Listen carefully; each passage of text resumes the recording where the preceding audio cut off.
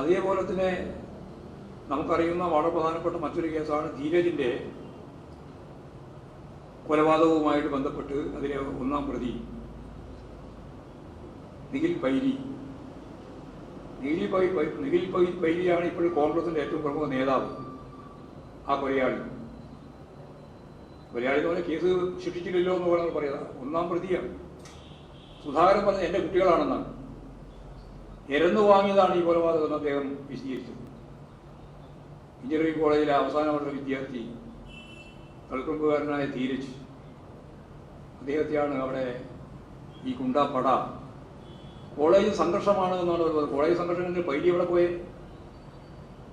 പൈലിയും കോളേജും തമ്മിൽ എന്ത് ബന്ധം? എന്നിട്ട് പാലക്കാട് ഉപതെരഞ്ഞെടുപ്പുമായി ബന്ധപ്പെട്ട അതിൻ്റെ ഫോർഫ്രണ്ടിൽ പൈലിയും, രാഹുൽ ഗാന്ധി നയിച്ച ജാഥയുടെ മുമ്പിലും പൈലിയും, യാതൊരു ഉറപ്പുമില്ലാതെ കോൺഗ്രസ് അവരെയും കൊണ്ട് നടക്കുകയാണ്.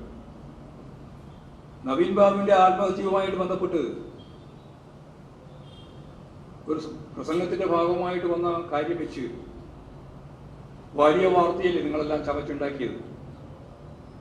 ആ വാർത്ത ചമച്ചുണ്ടാക്കിയപ്പോൾ ഉത്തരവാദിത്തപ്പെട്ടൊരു പാർട്ടി എന്ന നിലയിൽ ഒരു ജനപ്രതിനിധിയാണ് എന്നുള്ളത് കൊണ്ടാണ് ജില്ലാ പഞ്ചായത്ത് പ്രസിഡന്റ് സ്ഥാനം ഒഴിവാണം എന്ന് 24 മണിക്കൂർ കൊണ്ട് തീരുമാനിച്ചു.